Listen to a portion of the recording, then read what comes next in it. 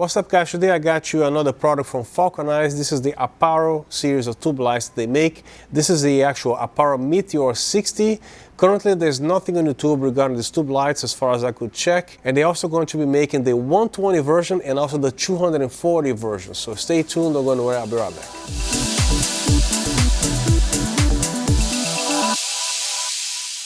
In the usual disclaimer, Falcon Eyes, they sent me these tube lights for me to test and review here. I don't get paid to say anything. This video is not sponsored by them, and all my words and opinions are my own. And this review is unbiased towards Falcon Eyes or APARO. Now, if you are interested in purchasing these lights, currently there are no Amazon or B&H links. This is a brand new product. They're still, working on providing those links. And I do have affiliation links from Amazon and B&H. If you want to purchase from me, I would really appreciate it. Supports the channel. That doesn't change the price. All that does is to tell B&H or Amazon that somebody bought a little something from me, and it also supports the channel. So I would appreciate it. Thank you very much. Inside the case, you're going to find the light itself.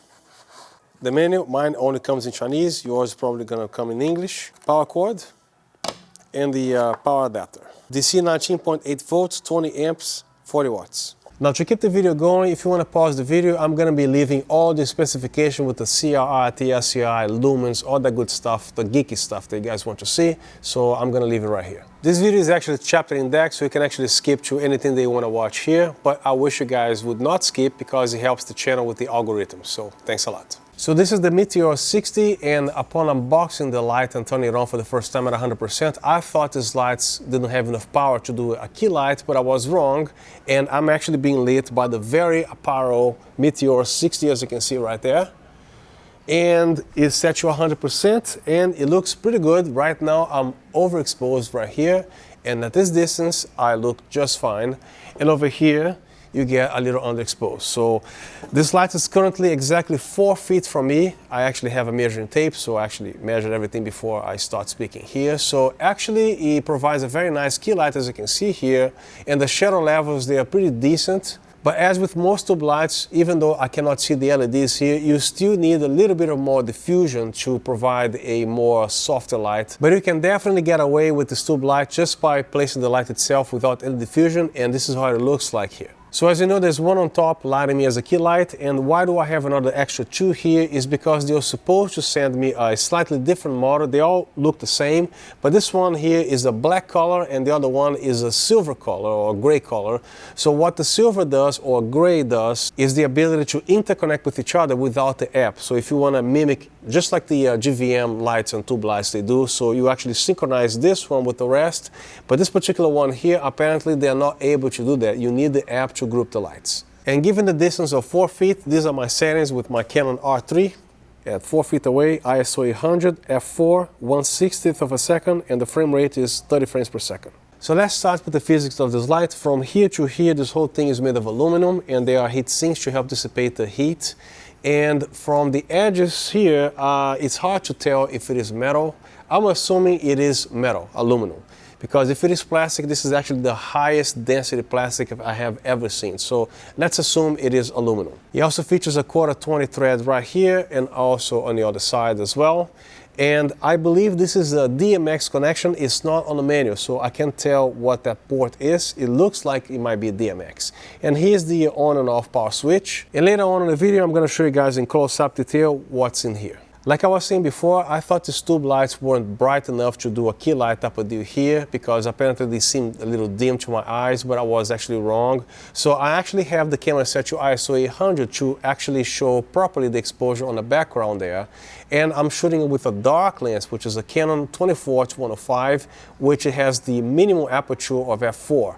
So if I'm shooting here ISO 800, if you want to go f2.8, you can actually drop the ISO down to 400. And if you're shooting at f1.8, you can actually drop it down all the way to 200 with this light cranked up to 100% at 4 feet away. Another thing that I like about this light is how low we can go with the brightness. It's not only 1% increments, it's actually 0.5% increments, which you can see shows perfect exposure with the red here and also the green. And of course, this way the tube is going to get washed out because of the close proximity of this thing cranked up to 100%. So, but when you're actually far away from the light or with a flag or something, it displays perfectly every single color you want to see on these tube lights. This is just my personal opinion, so if I mount this light with the provided quarter 20 threads, I feel comfortable mounting the light vertically, but every time you want to mount this light this way, instead of using the quarter 20 threads, I recommend you to actually use a clamp, which I'm going to be leaving the link in the description.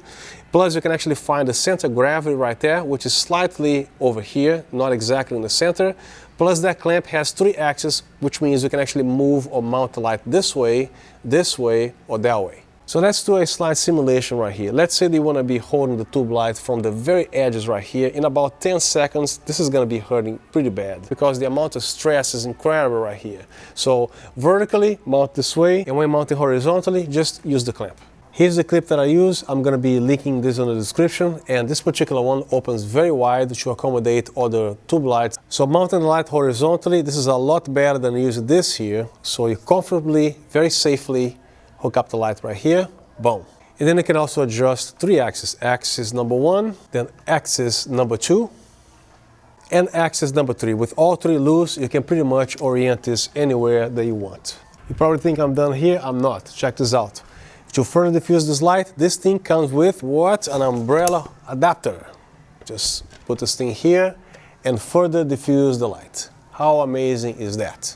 I'm actually a big fan of the old school on and off power switch because when it is off, it means it's off, which I believe you will not drain your battery just in case you decide to charge this light and put it away for some time. The press and hold soft buttons, you never know what's going to happen. Speaking of which, if you want this battery to last for a long time, I'm going to tell you what lithium-ion battery is like. They don't like extreme cold, they don't like extreme heat, and also let's say they want to be charging this light to 100% and put it away for, I don't know, a month, right? So never do that. So charge the battery to about 80% and keep the temperature about 50 degrees Fahrenheit or 60. This is what lithium-ion battery likes, especially charging and discharging. And occasionally check the levels of the battery here. If you discharge this battery immediately and never charge it, also you're going to be damaging the battery, and also don't keep it at 100% if you don't intend to use this light immediately. So let's talk about light, what it's doing to my skin, and what my camera settings are, and the many ways every light can look slightly different or a lot different, right? So this is what it's doing to my skin at 5600 degrees Kelvin. Double check, yes, it's at 5600 degrees Kelvin. And don't forget that every camera, especially mirrorless cameras and DSLR cameras compared to cinema cameras, they always have a tendency to crush the blacks. Sometimes the white balance on the camera, even if you set to 5600 degrees Kelvin, it can be off by 400 degrees depending on the camera. And not to mention that I'm using a profile, especially downloaded online. It's called Cinetech. I love the look of the profile. This profile provides better blacks. They don't crush the blacks too much. And also this particular look, the Cinetech, what the Cinetech does, it's slightly magenta oriented. So right now, just so you know, I'm shooting with this particular picture profile, which gives you a more artsy look. And just to keep that in mind and to get that out of the way. And since I'm actually being lit with the very light, the APARO Meteor 60, I'm going to show you guys what the green magenta correction does on the extremes as well. So I'm going to be gradually ramping it down to magenta. So it'll look like this here and all the way down. Now to go back to the middle here, there is a shortcut that you can actually tap on the actual numbers here, and then you hit 0, it brings you back to 0. And then I'm going to show you guys what the green is doing. All the way to the extreme and back to the magenta. I apologize for the occasional background noise because my studio is inside the mall, so people, customers, they are transiting here, which is about 100 feet from my front gate, and this is where you get here. So I apologize for the noise. One thing that I actually find all the time in common with tube lights, copper chip lights, light panels, many brands, sometimes even if you set to 5600 Kelvin here and manually in Kelvin degrees with the camera, it might be a little bit warm or a little bit cooler than usual. So this is the example right here with this particular tube light at 5600 degrees Kelvin with the camera set to manual 5600 Kelvin. So if you want a little bit cooler, jump to 6000, and a little bit warmer, jump to 5200 degrees Kelvin. Now, regardless of your taste or preference for cooler or warmer, what this light is doing in my face right now, as far as color rendition index, I think is doing a pretty good job. USPS was just here because you don't want to scratch these tubes, right? So every time you mount this on a stand like this here, you're going to have a nasty scratch on each end. So I actually ordered this on Amazon. These are nylon washers. So when I actually buy these things, I'm actually very careful with what I'm buying. So I was expecting this thing to be a little bit snug, even though it is a 1/4 hole right here. You're not going to lose this nylon washer, even if you actually put the stand upside down, because once it's in here, it's going to stay, which is great. So when you actually put the tube light right here, it's not going to scratch this part here. Love it. So right now what you're looking at is the light set to 5600 degrees Kelvin and 5600 degrees Kelvin on my R3, and I didn't touch anything color wise. I just brought up the blacks and I did not touch the colors, and this is what it looks like right here. So again, 5600 Kelvin, you get this color here, and 6000 you get this, and 5200 you get this here. Now I'm going to show you the entire spectrum right here. So 2000 Kelvin you get this. Again, this is set to daylight, don't forget. 3200 degrees Kelvin, it looks like this here. Apparently the colors look okay. I have to check on my computer, but this is what you get right here. And then 3500, 5600, all the way to, actually I'm going to show 10,000 Kelvin, and then all the way to 20,000 Kelvin. I've never seen that range in a tube light before, or any other light, at least this price. At 3200 degrees Kelvin, with the camera set to 3200 degrees Kelvin as well, it looks like this here. And the 2000 looks like that. Gonna wait a few seconds so you can see what's going on, right? So back to 3200 and 3500 Kelvin, back to 2000, and back to 5600 degrees Kelvin. And again, back to daylight. Since this particular picture profile, Cinetech, is a little bit too warm, so I always set the camera to 5200 degrees Kelvin with any light that I actually use as a key light here. So this is what it looks like. Now I'm going to show you guys the app, and also most importantly the correct name to download the app so you guys don't get confused. So I actually reviewed the Falcon Eyes RX818 right there, which requires the DSAL SIK on the bottom of my phone here. The correct application to download to control this particular light is the DSAL Light Plus. So let's open the app. I have currently connected this light and this light right here. This one, it's not connected. Especially the first time you connect this tube light to the actual app, it's very important that you go to settings and reset the Bluetooth. I'm going to show you close-up details on that later, but you hit this button here and confirm. Okay, reset Bluetooth. And then let's search on the plus here all the way down. There you go, it finds the light, and look how easy it is and how fast this thing connects. Click on the little plus, 1 second it's connected. Nice. Now I'll go back to everything here. Now you see all three lights. I find a little confusing that they have the recent and the actual pixel stick. I'm actually going to be closing this by hitting this little arrow right there. And all I see now is this here. I also renamed this one as main, so every time I come here, I know this is this light right there. This particular app is on a young stage, so there are a few things here that needs a lot of work, and therefore the way it is, I don't like some settings here or what the light does. For example, you cannot turn off the lights. I'm hitting off here, everything remains the same. You have to click here, for example, on the main, and then you actually have the brightness, and then as you can see, I saw some warm colors here somehow, and then it goes back to normal. So it did this for a second. Then it goes back to 5600 degrees Kelvin. Once you have that set here, and then that's not going to happen again. Just to let you know. And everything else here is self-explanatory. These are the color ranges right here from 2000 Kelvin all the way to 20,000 degrees Kelvin, which of course on the middle here you can actually manually dial. Then here you have your linear, S-curve, logarithm, and exponential. I usually like linear. And the green magenta. To change the values, tap in here, write 0, boom, okay, it goes back to 0. Then you have the HSI, RGB, color gels, which you can choose here the Roscoe gel or the Lee gel. So keep changing here. Then you actually have the effects mode. They have lighting 1, lighting 2, screen. You can actually adjust the speed, the hue offset, which is nice. To be honest with you, most lights that I've seen, this effects here, they are just almost useless. When it comes to candlelight, at least, and some other things related to color temperature that requires some accuracy, right? I was expecting this to be on the 2000 Kelvin. Actually, a candlelight, the real thing is 1000 Kelvin, just so you know.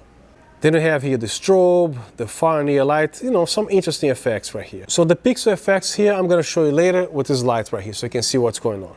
Then you have the music mode. You have some presets with some little piano, cute little music going on here. But these lights also have a built-in microphone in which you can actually be sound sensitive here with the app, so you have to tap on the mic. So right now the microphone is disabled. As you can see, nothing happens. So you have to press it again to enable the feature, and then as I talk, the light changes, and when I'm quiet, it does not change. Now on the HSI, you have the color variations right here, and also your saturation, and also your intensity. So as you can see, you have some preset colors right there. And then you press on this little plus here, it's saved. You can also cancel by pressing and hold. It goes back to the little plus sign here. Now I'm trying to disable the other two. On the edge here is a little bit difficult, so I'm pressing, nothing is happening. So you gotta be a little tricky right here. But anyway. Now the RGB is self-explanatory as well. Other than when you actually go all the way down here, you're actually turning off the light completely. So you have to do it slightly higher, as you can see here. And then those are the fully saturated colors, and the brightness increases as you do this here. And then on top, it desaturates the light. So it's a little bit tricky. Or you can actually manually adjust the thing on the bottom here. And you can also adjust the color temperature to 5600 or to what this particular color looks like on 2500 Kelvin or 10,000 Kelvin. Now for the pixel effect, I'm going to switch to this light so you can see what's going on here. And just so you know, this application or the light do not memorize your previous settings. So if you are on a break, this is not going to remember the settings that you did. Right now I'm at 100%, somewhere here on CCT, and I have to go back to the pixel and click on something here. I have to set the brightness to the way it was before. Let's say 2%, maybe it's decent. Let me do 1%. By typing here is better. There you go, it's at 0.5%. And again, it froze again. So there's a big bug with this particular pixel thing. If you actually customize the brightness, let me quit this app again. There you go again. It's gonna go back to the CCT again. So when you actually click on the pixel, then, okay, so let's start with the rainbow slide, and I'm gonna be setting this to manual. It should be visible here. And then we actually have the speed, and super slow, and then the hue offset. You can actually start with this color or this color right there. I just noticed there's more stuff on the bottom here. Now you can fully customize whatever that is. Echo, and the mirror, and then the tile. I see, okay. And then the direction, of course. I was looking for the reverse, so you gotta scroll. So then you have the run continuously. You have to set the range that you want here. So I'm gonna leave this alone, it's self-explanatory. I don't wanna spend too much time on this, but you get the point here. So I'm gonna go back to light. This is something that it's important to show you guys. So I'm gonna go back to the main light right there. So I'm gonna go back to CCT, back to 5600 degrees Kelvin. And then when I choose the RGB, so I'm doing my colors here and all, right? And then when I choose another light, which is this one here, for example, I'm gonna choose a CCT of 10,000 Kelvin. Okay. So when I go back to the main, look what happens. Where is it at? Right here, main. And then, see what happens here? I have to go back on CCT and then set back to 5600 degrees Kelvin. It doesn't retain the information. So when I go to RGB or whatever, I should change here. When I go back to CCT, I expect to be back to 5600 degrees Kelvin or whatever it is that I set on CCT. So there are so many things on the app to be fixed, and it's not even funny. But at least I'll show you guys how the app works, and that's the tutorial for the app. I'm not saying the app sucks, because it does not. As you can see, there's a lot of features there, and they're a little bit different than the usual apps that I actually operate in the past. But all it takes is a little firmware update on the App Store or the Google Store, and it should be brought to a more operational status here. So occasionally you're going to see some wobble as I touch the light, so I hope you don't mind. So pressing the menu, you have the CCT mode, and then RGB mode, HSI mode, gel mode, effects mode, animated mode, which is the pixel effects, and also the settings. Now this I have to show you here as well. Let's go to settings, hit OK. Then you actually have link CRMX. I tried to link the lights by themselves. It does not work because this particular light does not have a 2.4 gigahertz radio, so I don't know why this is in here. They were going to send me the gray version of this one here. It's very similar, but that one features the 2.4 gigahertz to actually link the slides together without any application. And the manual that I received is in Chinese, so it doesn't help either. But I actually translated a few things, and this will still be impossible to do. So press OK to link. Linking, the other lights are on right now, and as you can see, it doesn't go anywhere. And next will be the unlink, which does the same thing. Now we have the DMX profile, then you press these buttons here, is your profiles. Next one is the DMX address, which you can actually adjust here. Next one will be the power save. You can actually select here normal, which is normal operation, and then economy, super economy, and then deep economy. So when you are in one of the settings here, other than normal, even if you crank up this light to 100%, you are on deep economy or economy. So it's not going to be as bright, even set to 100%. So if you want the full power of this light back, make sure you set this to normal. Press it again, the language, you can actually do Chinese or English. And Bluetooth presets, every time there's a problem with the app, all you have to do is to press OK. Once you press OK again to confirm, you have to reconnect this tube light back to the app. And then restore factory defaults, OK to reset, confirm, factory reset. So just in case your light comes all in Chinese as soon as you unbox, there's no need to panic, just press the menu button right here. Go to the two little settings right there, which is settings, and then you hit OK. And then you start navigating through these arrows here until you see language, so no problem. And then you hit the plus and minus, then find the English here, click OK, your light is back to English. So my video is the first on YouTube regarding the APARO Meteor 60, but there's a guy on YouTube that actually reviewed the 30 series, which is actually not the black one, it's the gray or silver one. That light features magnets, and this one here does not feature magnets. However, if you want to buy magnets from B&H, I have a brand that I actually like very much. It's actually a B&H brand. The brand is Oben. It features a quarter 20 mount, and the magnets, they are all rubber, so you don't scratch any surface or anything. You just screw the magnets right here, and the magnets can actually range from this size to CD size. And that's the end of my video. I hope you found the content helpful. If you want to subscribe to this channel, I would really appreciate it. And if you have any questions or concerns, whatever you want to do, please drop them down in the comment section. I'll respond to everything that I see there. So once again, thank you so much for being here, and I'll see you next time.